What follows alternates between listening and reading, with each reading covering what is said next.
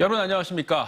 방위사업청의 대전 이전이 사실상 확정되면서 국방산업이 대전의 새로운 미래 먹거리로 주목받고 있습니다. 안산 첨단 국방산업단지를 중심으로 국내외 기업들의 입주 문의가 잇따르는 가운데 하나 등 국내 대표적인 방산 대기업들도 대전행을 검토하고 있습니다. 수출 효자 종목인 K방산 무기의 새로운 생산 기지를 꿈꾸는 대전의 잠재력과 함께 풀어야 할 과제는 없는지 양정진 기자가 짚어봤습니다. 지난달 폴란드 정부는 한화와 현대로템 등 국내 방산 기업들이 만든 K2 전차와 K9 자주포, FA50 경공격기 등 이른바 K방산 3종 세트 도입 계약을 발표했습니다. 향후 10여 년간 3차례에 걸친 수출액이 무려 20조 원대에 이를 것으로 추정됩니다. 글로벌 방산 시장에서 대한민국의 높아진 위상과 맞물려 방위사업청 이전은 대전이 새로운 국방산업 중심지로 도약하는 계기가 될 것으로 기대됩니다. 최고의 국방 R&D 인프라를 갖춘 대전에 방사청 등 국방산업기관들이 모이는 집적 효과를 바탕으로 드론과 AI 등 미래 첨단 무기 수출의 전초기지가 될 수 있기 때문입니다. 또 기업체 입장에서 보면 이제 방사청이 내려오면서 국방 핵심 기관들이 이제 대전을 중심으로 해서 다 포진되는 형상이 되잖아요. 이제 그런 것들이 하나의 이제 장점이 되겠죠. 이런 기대감을 반영하듯 지난 6월 드론 특화 방산혁신 클러스터로 선정된 안산 첨단 국방산업단지에는 기업들의 러브콜이 이어지고 있습니다. 준공까지 아직 4년이나 남아있지만 벌써 부지 면적 대비 3배에 해당하는 170여 개의 방산 기업들이 이전 의사를 밝힌 상태입니다. 중소기업뿐 아니라 한화 등 국내를 대표하는 방산 대기업들도 대전행을 검토하고 있습니다. 접촉하고 있는 대기업이 3군데 있습니다. 조만간 금년 가을에 아마 좋은 소식을 알려드릴 수도 있겠다 이런 생각을 하고 있고요. 다만 그린벨트 해제 문제로 인한 안산 국방산단 승인 절차 지연과 대전시와 방사청이 이견을 보이는 방사청 이전 부지 선정 등은 풀어야 할 과제로 남아 있습니다.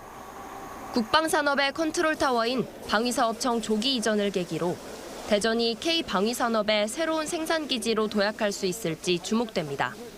TJB 양정진입니다. 윤석열 대통령이 지난주 금요일인 19일 용산 대통령실에서 가진 국회의장단 초청 만찬에서 세종시의 제2집무실과 국회의사당을 설치하는 것은 불가역적인 결정으로 되돌릴 수 없다고 강조한 것으로 알려졌습니다. 윤 대통령은 최근 세종청사중앙동에 임시집무실 설치가 무산되면서 세종집무실 파기 논란이 제기된 것과 관련해 법안도 다 통과돼 추진돼야 한다고 일축하고 거듭 실천 의지를 밝혔습니다. 원희룡 국토부 장관도 대통령이 세종집무실에 대해 세종의사당보다 늦지 않게 아무리 늦어도 동시에 들어가라고 당부했다고 밝힌 데 이어 대통령의 이번 발언은 정부와 당에서 더 이상 논란과 이론을 제기하지 말 것을 경고한 것으로 보여집니다. 정부가 최근 집중호우로 큰 피해를 본 부여와 청양군 등 전국 지자체 10곳을 특별재난지역으로 선포했습니다.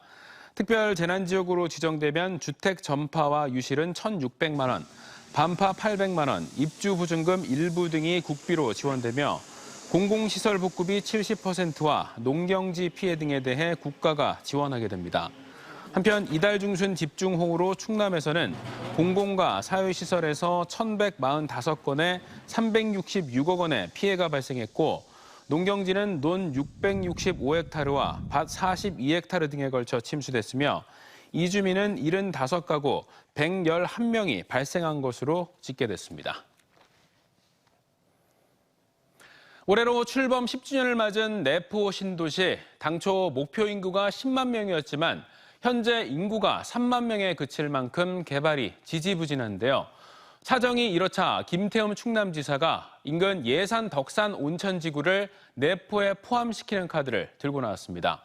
꽉 막힌 내포 신도시 활성화에 돌파구가 될 수 있을까요? 강진원 기자가 취재했습니다.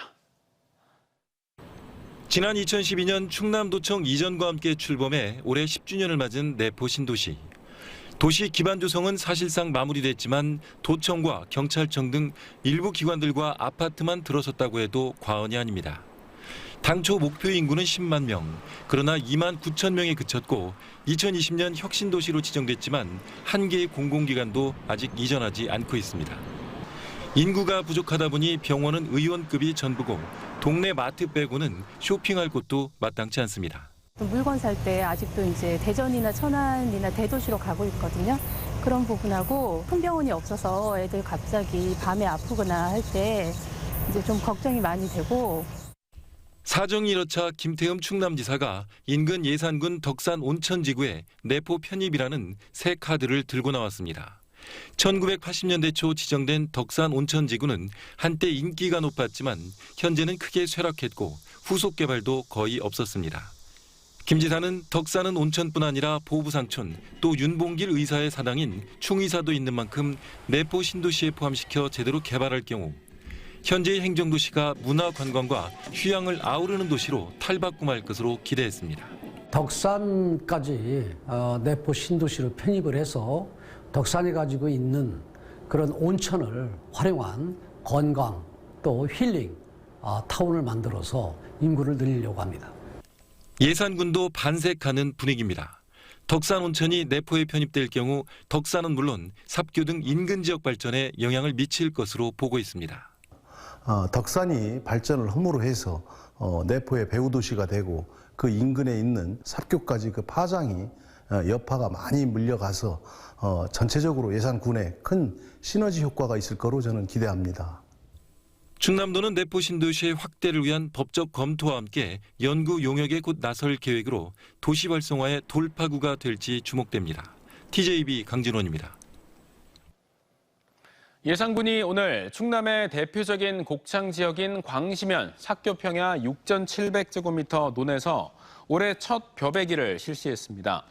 올해 첫 수확한 벼는 예당호의 맑은 물과 삽교평의 기름진 땅에서 재배된 조생종, 조평 품종으로 농협과 계약 재배돼 추석 전 햅쌀로 전량 출하될 예정입니다.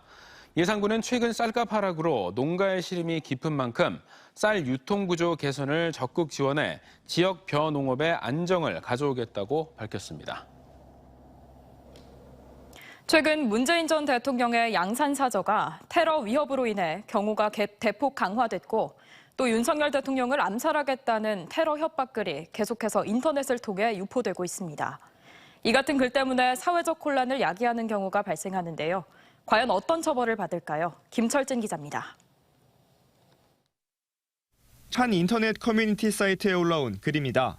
윤석열 암살하는 법이란 제목의 글로 계획은 다 있다며 성공보수 9천만 원 등 구체적인 금액까지 담겨 있었습니다. 누리꾼의 신고를 받은 대전 유성경찰서는 하루 만에 작성자 A씨를 붙잡았습니다. 소설가로 알려진 32살 A씨는 경찰 조사에서 게시물을 장난삼아 올렸으며 대상이 대통령 윤석열을 지칭하는 게 아니라 윤석열이라는 아이디를 쓰는 누리꾼을 겨냥해 쓴 글이라고 주장했습니다. 경찰은 실제 위험성이 있다고 보진 않았지만 조만간 A씨를 불러 수사를 이어갈 방침입니다. 최근 대통령 자택 테러를 하겠다는 등 인터넷 협박 게시물이 심심찮게 오르는 상황. 어떤 처벌을 받을까? 전문가들은 이런 게시물이 국가행정력을 낭비하는 위험한 행위임을 전제하면서도 우리 형법체계상 엄중한 처벌은 어렵다고 진단합니다.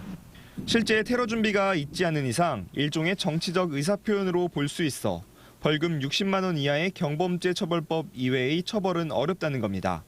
실제로 대통령이 그를 들었을 때 그 대통령이 외포심을 가질 거냐를 따져야 되는데 아예 도달조차도 하지 않는 그냥 일반 사람이 누구를 죽이겠다고 악지르는 걸 다 협박죄라고 이야기를 할 수가 없잖아요. 실제 충남 아산에서 한동훈 법무장관을 직접 처리하겠다는 게시자도 붙잡혔지만 경찰은 협박죄가 성립되지 않는다고 밝혔습니다. 다만 추상적인 인터넷 협박글일지라도 위험성이 인정되고 구체적인 피해가 발생하면 처벌은 무거워질 수 있습니다. 지난해 충남대 도서관에 폭탄을 설치했다고 만우절 장난을 쳤다가 학생 수백 명이 대피하는 소동을 일으킨 20대는 위계 공무집행 방해로 징역 8월에 집행유예 2년을 선고받았습니다. 전문가들은 이런 행위가 형사적 처벌을 넘어 민사적 책임도 뒤따를 수 있는 만큼 말뿐인 장난이라도 해서는 안 된다고 말합니다. TJB 김철진입니다. 최근 토지 소유자가 제기한 도안 2단계 각 구역별 도시개발 구역 지정 처분 취소 소송에서 대전시가 잇따라 승소하면서 아파트 공급 정상화에 청신호가 켜졌습니다. 대전시에 따르면 도시개발 구역 지정 취소 소송이 진행돼 온 도안 2-5지구의 경우 1심에 이어 최근 2심에서도 허가 절차에 위법이 없다며 대전시에 손을 들어줬고 같은 지구 시행자 지정 취소 소송에서도 지난 17일 대전시가 승소했습니다. 또 도안 2-3지구와 2-2지구도 올해 상반기 주택건설 사업이 승인되거나 토지 주관은 도시개발구역 지정 무효소송 취하 요청이 수용되면서 도안 2단계 사업이 탄력을 받을 것으로 전망됩니다. 대전엔 전국에 하나뿐인 기숙형 학교폭력 피해 치유 전담기관이 있습니다. 전교생이 9명뿐인 조금 특별한 이 학교가 여름방학을 마치고 2학기 개학했는데요. 해마다 늘고 있는 학교폭력 피해 학생들을 위해 이 같은 기관을 더 늘려야 한다는 목소리가 나오고 있습니다. 조형준 기자입니다. 초등학교 5학년부터 고등학생까지 9명의 아이들이 반갑게 인사를 나눕니다. 전국에 하나뿐인 기숙형 학교폭력 피해 학생 치유기관인 해맑음센터가 한 달간의 짧은 여름방학을 마치고 새 학기를 맞이한 겁니다. 학교폭력 피해를 입은 학생이라면 누구나 이용할 수 있고 정규 교과목 수업은 물론 미술, 음악 치유와 사제동행 야외 체험 활동 등 다양한 프로그램이 운영됩니다. 폐교된 초등학교를 고쳐 지난 2013년 문을 연 대전 해맑음센터입니다. 그동안 300명이 넘는 학생들이 이곳을 거쳐갔습니다. 이 가운데 학생 110명은 학교폭력 상처를 회복하고 원래 있던 학교로 돌아갔습니다. 학교로 돌아간 뒤 반장 선거에 나설 정도로 자신감을 되찾은 학생도 있습니다. 작년 4월 저희 아이의 학교폭력 피해를 알게 되면서 정말 마음이 무너졌거든요. 한 달 반을 진행하고 온 학교에 다시 복귀해서 그 아이가 임원 선거에 도전할 정도로 회복이 되어서 전국 어디서든 올 수 있지만 정작 학교 현장에서 센터에 대한 안내와 홍보가 부족해 이곳을 찾는 학생들은 한 해 평균 40여 명에 불과합니다. 학교 측이 학교폭력 피해 학생에 대한 보호 조치 시 상담기관이나 전담지원기관을 피해 학생에게 안내해야 하는 규정이 있지만 지켜지지 않는 겁니다. 대부분은 부모님들이 거의 발품 팔아서 오시는 경우들이 많고요. 교육지원청이나 교육청 차원에서 좀 안내를 받고 오는 경우는 거의 없었던 걸로 확인이 돼요. 해마다 학교폭력을 당하는 인원은 5만 명이 넘지만 기숙형 학교폭력 치유 전담 기관은 대전 이외에는 없고 아이들이 통학할 수 있는 시설도 광주와 대구뿐입니다. 학교폭력으로 상처 입은 아이들이 잠시 쉬어가며 교육받을 수 있는 환경이 갖춰져야 한다는 목소리가 커지고 있습니다. TJB 조형준입니다. 오늘 오전 6시 51분쯤 대전 유성구 원내동 호남고속도로 논산 방향 서대전 분기점 인근 램프 구간 커브길에서 25톤 화물차가 옆으로 넘어지는 사고가 났습니다. 운전자 50대 남성 A씨는 찰과상을 입었지만 화물차에 실린 H빔 24톤이 바닥으로 쏟아졌고 이 때문에 출근길에 일부 정체를 보였습니다. 경찰은 핸들을 돌리다 놓쳤다는 운전자의 진술을 토대로 사고 원인을 조사할 예정입니다. 오늘 새벽 2시 55분쯤 보령시 대천해수욕장 인근 펜션에서 불이 나 숙박객 80여 명이 대피하는 소동이 벌어졌습니다. 다행히 다친 사람은 없었고 불은 바베큐장 33제곱미터가량을 태운 뒤 20여 분 만에 꺼졌습니다. 경찰과 소방당국은 바베큐장 내에 보관돼 있던 종이 상자에서 불이 시작된 것으로 보고 있습니다. 금속노조 대전 충북지부가 한국타이어 대전 공장 앞에서 기자회견을 열고 오는 24일부터 총파업에 돌입한다고 선언했습니다. 금속노조 측은 임금교섭 시작 4개월이 넘도록 합의에 이르지 못하고 있다며 지난 7월 20일에 이어 두 번째 총파업에 나서겠다고 예고했습니다. 국내 최대 종합 와인 축제인 2022 대전 국제 와인 페스티벌이 오는 26일부터 28일까지 대전 컨벤션 센터에서 열립니다.